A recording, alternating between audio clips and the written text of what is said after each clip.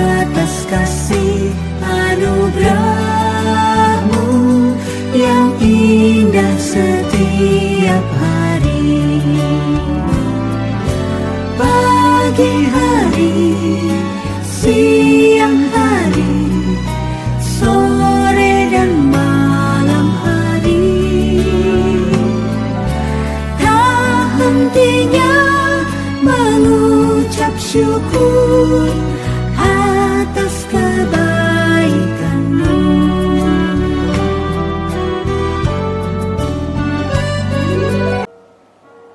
Saat ini kita akan mendengarkan firman Tuhan. Tapi sebelum mendengarkan firman Tuhan, kita berdoa dulu. Doa akan dibawakan oleh adik kita, Rafael Saragi. Mari kita berdoa. Puji-pujian dan terima kasih ya Tuhan, karena Engkau masih memberikan kesehatan dan kami anak-anak-Mu sekolah minggu ya Tuhan, ingin mendengarkan firman-Mu. Bantulah kami supaya kami mengerti dan melakukannya untuk kehidupan kami sehari-hari. Begitu juga dengan dosa-dosa kami ya Tuhan, hapuskanlah di kayu salib-Mu supaya kami masih bisa disebut dengan anak-anak-Mu ya Tuhan.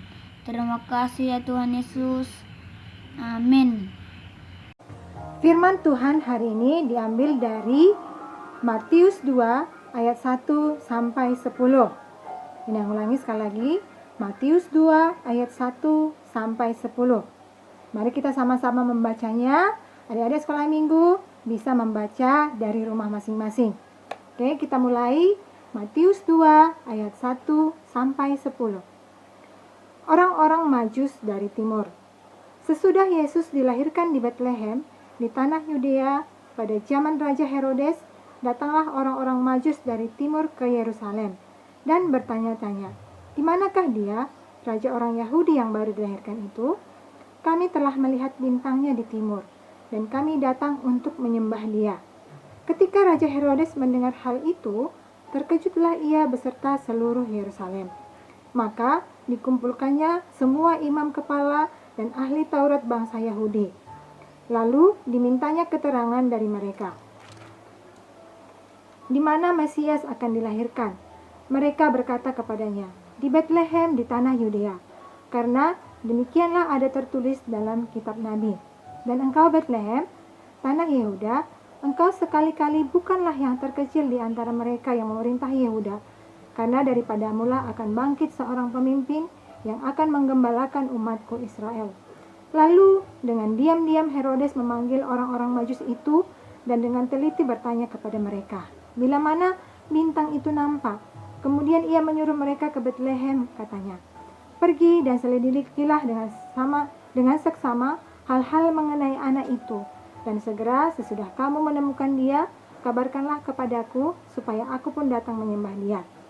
Setelah mendengar kata-kata raja itu, berangkatlah mereka, dan lihatlah, bintang yang mereka lihat di timur itu mendahului mereka sehingga tiba dan berhenti di atas tempat di mana anak itu berada.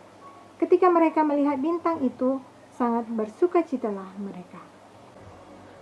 Tema kita hari ini adalah pintar. Dari nats kita yang kita baca dari Matius 2 ayat 1-10 tadi, itu bercerita tentang orang Majus. Pernah dengar nggak orang Majus? Biasanya kalau kita Natal, apalagi ada di cerita Natal, biasanya orang Majus ini pasti disebut. Nah, ini ada cerita tentang orang Majus. Kita ikuti dulu cerita orang Majus biar kita lebih kenal siapa itu orang Majus.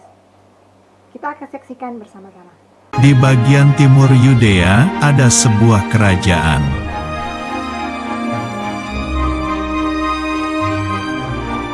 Di situ berkumpul orang-orang pintar dan bijak. Mereka disebut juga orang Majus.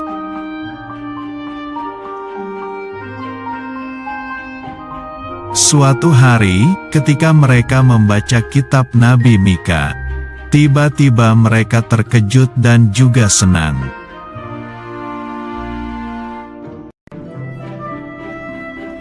Tetapi engkau, hai Betlehem Efrata, hai yang terkecil di antara kaum-kaum Yehuda, daripadamu akan bangkit bagiku seorang yang akan memerintah Israel, yang permulaannya sudah sejak purbakala, sejak dahulu kala. Kitab Nabi Mika pasal 5 ayat 1. Ternyata sebentar lagi akan lahir seorang raja orang Yahudi di kota Betlehem. Orang-orang Majus itu menyelidiki nubuatan itu dan mereka bisa melihat bintangnya.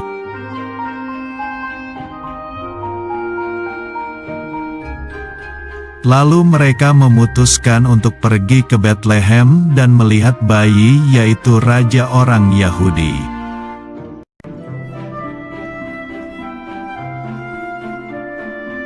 Rombongan orang Majus itu pun berangkat dengan membawa persembahan.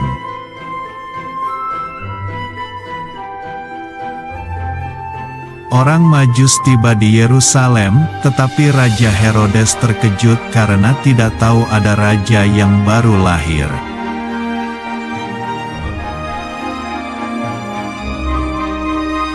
Raja Herodes memanggil imam kepala dan ahli Taurat. Tetapi mereka tidak tahu kapan bayi itu lahir.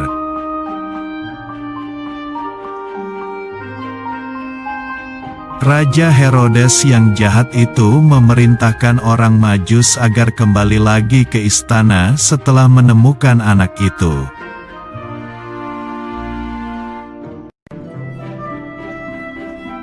Kemudian orang Majus itu melanjutkan perjalanan mengikuti bintang itu.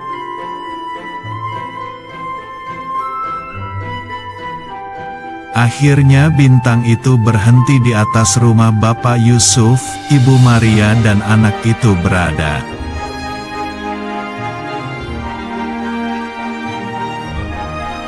Lalu orang Majus itu sujud menyembah dan mempersembahkan emas, kemenyan dan mur. Dari cerita tadi, kita tahu bahwa orang Majus itu adalah orang-orang yang pintar. Mereka itu ahli dalam perbintangan. Bukan soal perbintangan aja, tapi banyak ilmu mereka kuasai, termasuk juga tentang kitab-kitab. Nah, jadi mereka itu selain pintar, tetapi mereka juga seorang yang rohaniawan. Jadi, mereka mempergunakan kepintarannya untuk hal-hal yang berguna. Kalau kita lihat tadi dari nas di Matius tadi, mereka itu pada suatu saat melihat suatu bintang yang besar, yang cahayanya berbeda dengan yang lain. Mereka penasaran, apa arti bintangnya? Kemudian mereka mempelajari dan ternyata itu menandakan bahwa seorang raja sudah lahir.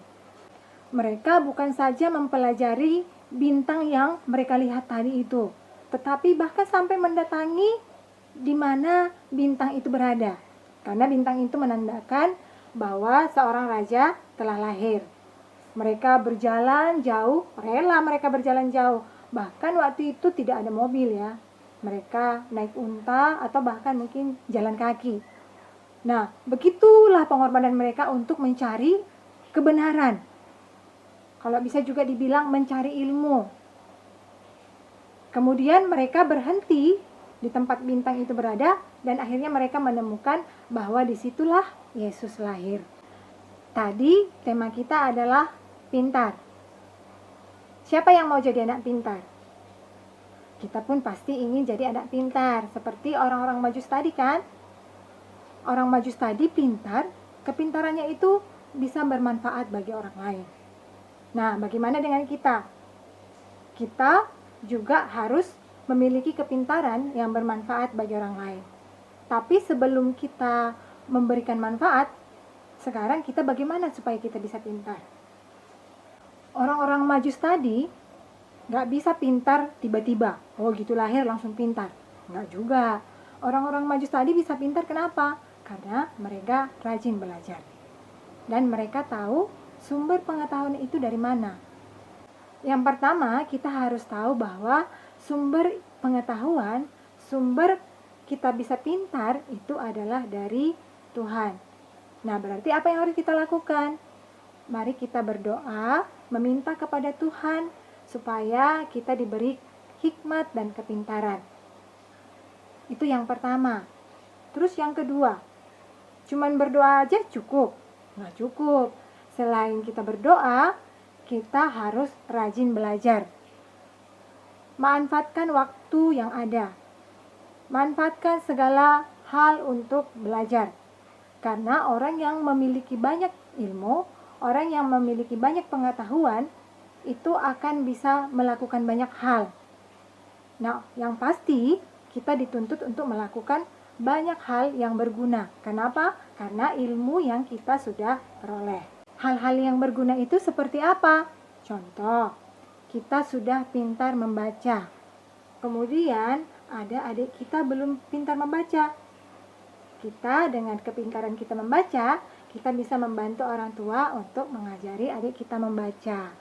Atau misalnya, kalaupun di sekolah ada teman kita sekelas yang belum pintar membaca, kita bisa membantu dia. Contoh yang lain lagi, misalnya kita pintar matematika. Ya nggak apa-apa, kita mengajari teman-teman kita yang masih kurang paham dengan matematika tadi. Tapi jangan mengajarinya waktu ujian. Karena dengan begitu, ya kita memberikan contekan kepada teman kita. Itu tidak bermanfaat. Karena itu tidak mengajari dia juga untuk supaya dia rajin belajar. Nah kemudian, ya kalau aku pintar bernyanyi, gimana? Nggak apa-apa, lakukanlah. Bernyanyi itu untuk menghibur orang lain. Ketika kita bernyanyi, misalnya orang tua senang, atau setiap orang yang mendengar itu senang. Berarti apa? Kita bermanfaat. Atau misalnya, aku pintar bermain musik. Ya udah, mainkan musiknya dengan baik. Ketika orang mendengar musiknya, orang merasa terhibur. Itu bermanfaat tidak? Ya bermanfaat. Jadi segala sesuatu yang kita tahu yang menjadi ilmu kita itu bisa bermanfaat bagi orang lain. Tapi jangan kita manfaatkan kepintaran kita untuk hal-hal yang tidak berguna. Jadi contoh, kita pintar main game. Terakhir apa? Kita main game terus sepanjang hari. Mama udah merepet, PR nggak dikerjakan, akhirnya nilai menurun. Kepintaran itu juga tidak bisa kita pakai untuk kesombongan. Karena dia pintar, dia jadi sombong. Misalnya aku pintar matematika. Karena aku pintar matematika, aku sombong sama teman-teman sekelasku. Ya nggak boleh juga ya. Karena kepintaran kita itu bukan untuk disombongkan. Kemudian yang ketiga, berjuanglah untuk mencari ilmunya. Kayak orang Majus tadi, mereka berjuang loh sampai mencapai bintang yang besar itu. Kita, apa yang harus kita lakukan? Kita harus berjuang juga untuk mencapai cita-cita kita. Anggaplah bintang itu sebagai suatu cita-cita kita. Contohnya, Inang mau jadi dokter. Anggaplah jadi dokter itu menjadi satu bintang buat kita. Bagaimana kita mencapai bintang itu? Bagaimana kita mencapai cita-cita itu? Kita harus berjuang, harus belajar sungguh-sungguh. Setiap hari belajar, bukan karena pada waktu ada PR saja. Kemudian rajin membaca, bukan hanya buku pelajaran dari sekolah, tapi buku-buku yang lain yang ada ilmunya juga harus kita pelajari. Bahkan ada orang sampai malam dia belajar karena besoknya mau ujian misalnya. Jadi maksudnya kita maksimal mencari ilmunya, bukan karena disuruh mama baru belajar. Padahal di depannya itu banyak buku yang bisa dibaca. Banyak hal-hal yang bisa digunakan untuk belajar. Jadi ingat, supaya kita pintar, kita harus berdoa, rajin belajar, dan manfaatkan untuk hal-hal yang baik, dan juga kita harus memperjuangkannya. Inang berharap semua anak-anak sekolah minggu GKPS Dumai menjadi anak-anak yang pintar dan anak-anak yang takut akan Tuhan. Karena kepintaran yang utama adalah takut akan Tuhan. Karena ketika kita takut akan Tuhan, maka semua akan kita pergunakan, semua kepintaran kita itu akan kita pergunakan untuk hal-hal yang berguna, hal-hal yang menjadi berkat. Sama seperti orang Majus tadi, mereka menemukan Tuhan Yesus yang lahir, akhirnya itu kan menjadi berkat bagi seluruh dunia. Orang jadinya mengenal Tuhan Yesus sebagai juru selamat dalam hidup mereka. Oke, demikian firman Tuhan hari ini. Mari kita berdoa. Mari kita berdoa. Tuhan Yesus, kami bersyukur untuk firman Tuhan yang sudah kami dengarkan saat ini. Tuhan Yesus, ajar kami ya Tuhan untuk menjadi anak-anak yang pintar, yang takut akan Tuhan. Dan ajar kami supaya bisa menggunakan kepintaran kami untuk hal-hal yang bermanfaat dan menjadi berkat bagi orang lain. Tuhan Yesus, inilah doa kami, dan nama anak-Mu Yesus Kristus, kami berdoa dan mengucap syukur. Amin. Inang ada tugas membuat bintang, dan kemudian di bintang itu tulis langkah-langkah apa yang kamu kerjakan untuk mencapai cita-citamu. Oke, contohnya seperti berikut. Oke, adik-adik sekolah minggu, nanti cara membuat bintangnya adalah siapkan 5 buah kertas yang sama panjang dan sama besarnya. Contohnya seperti ini. Oke, 5 buah ya. Kemudian kita susun menjadi sebuah bintang. Cara susunnya seperti ini. Kita buat. Terus kita makan lagi.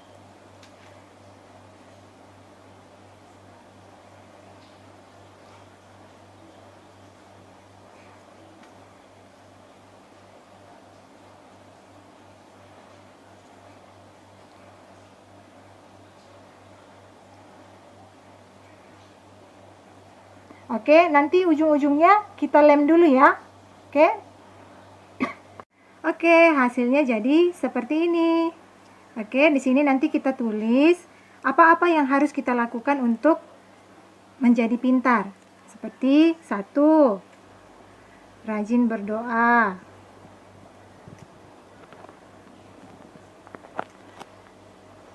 Kemudian 2, rajin belajar.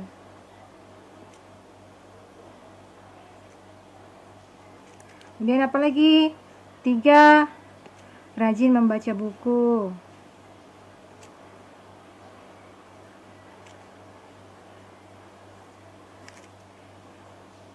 Kemudian apa lagi? Memanfaatkan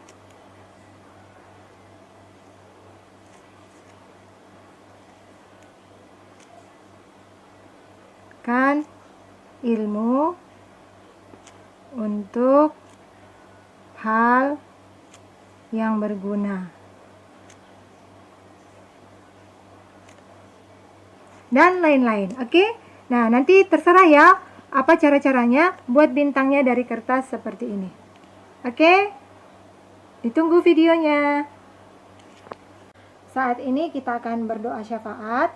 Doa syafaat akan dibawakan oleh adik kita, Arion Saragi. Kita bersatu dalam doa. Puji syukur kami ucapkan kepadamu ya Tuhan, karena Engkau masih memberikan kami kesehatan dan napas kehidupan sampai hari ini. Ya Tuhan, kami anak-anak sekolah minggumu, berikanlah kami kesehatan ya Tuhan, dan juga orang tua kami ya Tuhan.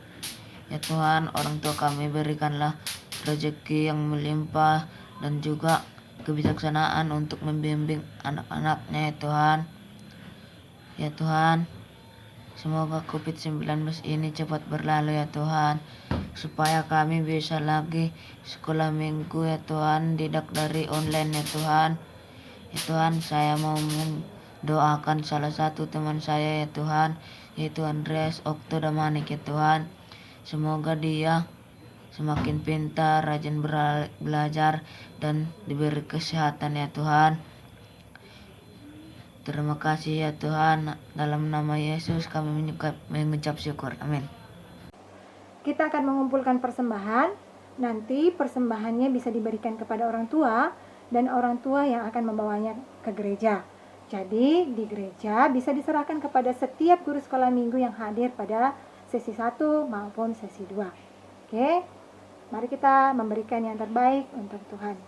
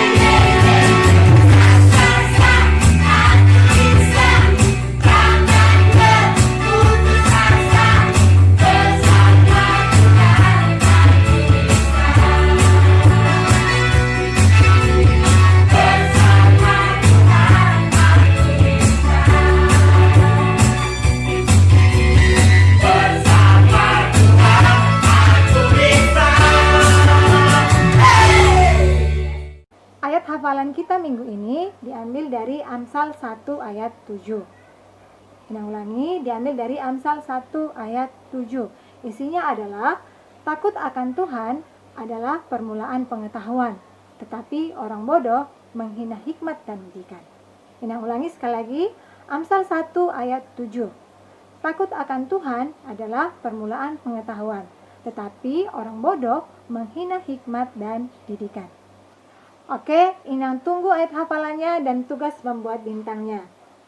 Tugasnya dan ayat hafalannya bisa dikirim di grup GKPS Dumai, grup WA, ataupun grup Facebook GKPS Dumai. Oke, Inang tunggu. Selamat hari Minggu dan sampai ketemu kembali.